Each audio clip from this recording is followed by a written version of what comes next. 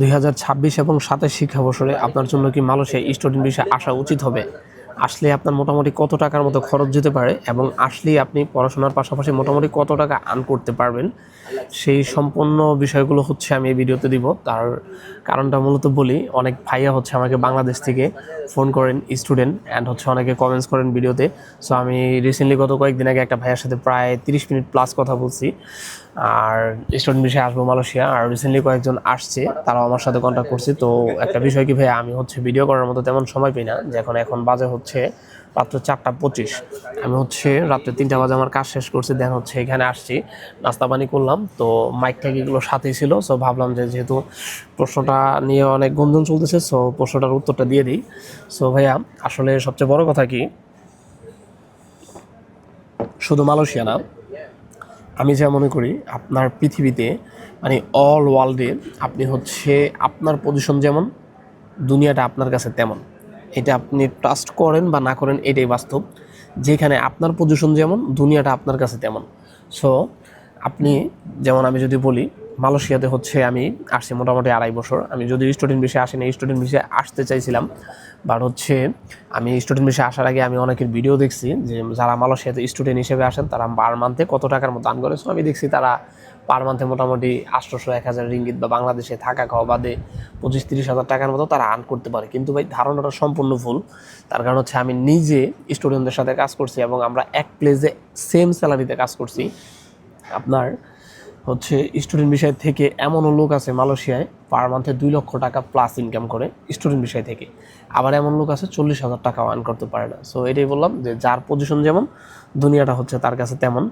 So যদি আপনারা হচ্ছে মালয়েশিয়া স্টুডেন্ট বিষয়ে আসেন, বর্তমান সময়ে টাকার রেটটা ভালো আছে, মোটামুটি 32 টাকার মতো আছে অ্যাভারেজে টাকার রেট। 1 রিঙ্গিতে বাংলাদেশি টাকায় 32 টাকা। সো আমি হচ্ছে যেখানে সবচেয়ে বেশি স্টুডেন্টদের সাথে কাজ করছি সেটা হচ্ছে 5 স্টার হোটেলে। সো 5 স্টার হোটেলে আমরা হচ্ছে মার্চেন্ডিজ ব্যাংকের মাধ্যমে আমাদের টাকা দিছে। আর 5 স্টার হোটেলে আমরা যখন কাজ করছি, আপনার পার হাওয়ার হচ্ছে আমাদের 12 টাকা দিত, 12 রিঙ্গিত, এবং শনিবারে দিত পার হাওয়ার 13 রিঙ্গিত। সো আমরা নর্মালি গেলে সর্বনিম্ন বেসিক ছিল 8 ঘন্টা এবং সর্বোচ্চ বেসিক ছিল 12 ঘন্টা বা এর বেশি। সো যদি হচ্ছে আমরা 8 ঘন্টা বেসিকে কাজ করতাম 96 টাকা, যেহেতু 8 টাকা ঘন্টা, 12 ঘন্টা বেসিকে কাজ করলে হচ্ছে আপনার 144 টাকা। সো 1 টাকা যদি 32 টাকা হয়, আপনার পার মান্থে যদি আপনি মাসে 20 দিন বা 25 দিনও কাজ করতে পারেন, সো এভারেজে ভাই 3,000 টাকা আর্ন করা তেমন কিছুই না। সো 3,000 টাকাও যদি আপনি আর্ন করেন পার মান্থে, মোটামুটি আপনার বাংলা টাকা 1 লাখ টাকা আসছে।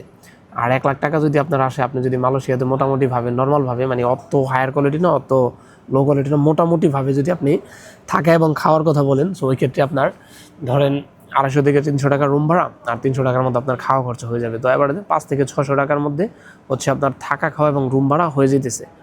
সো আপনি মানে ন্যূনতম ভাই আমার মনে হয় যে আপনি হাত খরচ মরচ বাদও আপনি 70 থেকে 80 হাজার টাকা বাংলাদেশে পাঠাতে পারবেন বর্তমান সময়, যদি আপনি ভালো কাজ পান আর যদি 5 স্টার হোটেলে কাজ করতে পারেন। আর তার থেকে অনেক ভালো ভালো কাজ আছে, আমি শুধু এটা একটা মধ্যবিত্ত কাজ বললাম আর কি। সো যাই হোক, যারা স্টুডেন্ট বিষয়ে আসতে চান তাদের খরচটা কেমন।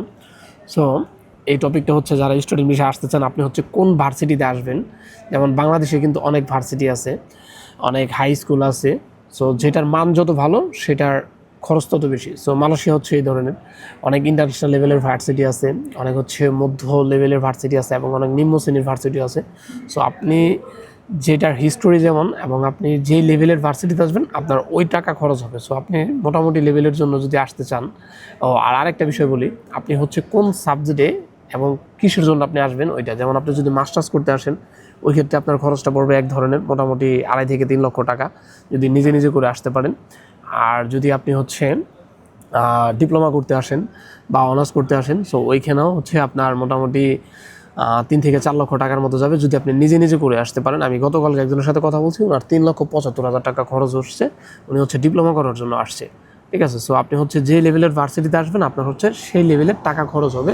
সো অ্যারাউন্ড আপনি 3 থেকে 4 ধরতে পারেন সর্বোচ্চ। ঠিক আছে, এর একটু কম বেশি হতে পারে, অত বেশি না। সো 4+ কখনই হবে না যদি আপনি নিজে নিজে করে আসতে পারেন বা ভালো এজেন্সির মাধ্যমে আসেন।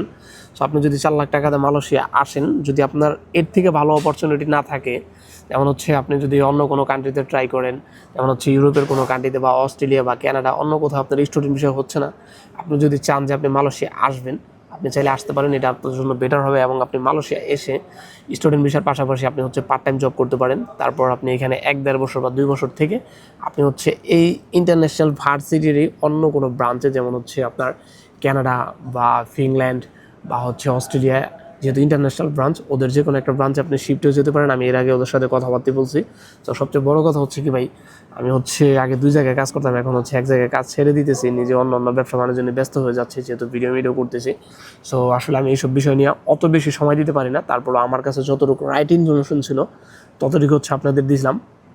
সো যাদের অন্য কোনো ভালো বড় কান্ট্রিতে হচ্ছে না, তারা চাইলে মালয়েশিয়া আসতে পারেন। আপনারা অনায়াসে থাকা খাওয়া বাদে পড়াশোনার পাশাপাশি 60 থেকে 70 বা 70 থেকে 80 হাজার টাকা আপনারা বাংলাদেশে পাঠাতে পারবেন ইনশাল্লাহ, যদি আপনারা ভালো কাজ পান। আর আসেন আগে, তারপর হচ্ছে আমার সাথে যোগাযোগ করবেন।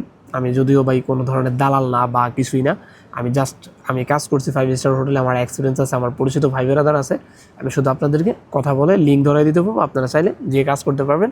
এটা হচ্ছে আপনারা মার্চেন্ডিজ ব্যাংকে, যেমন আমি দেখাই একটু আপনাদের, এটা হচ্ছে আমার কয়েকটা ব্যাংক কার্ড আছে মালয়েশিয়াতে, আর এটা হচ্ছে মার্চেন্ডিজ ব্যাংক।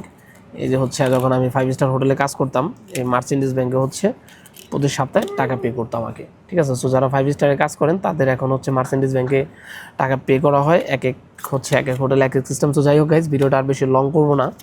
আশা করি আপনাদের যে ইনফরমেশনগুলো দেওয়ার ছিল ওইগুলো আমি দিয়ে দিতে পারছি। তার কারণ হচ্ছে অনেক ভাইয়া হচ্ছে বাংলাদেশ থেকে আমাকে অনেকবার ফোন দিছে, নক দিছে। ওদিনকে আমি এক ভাইয়ের সাথে প্রায় 30 মিনিটের সাথে মতো কথা বলছি।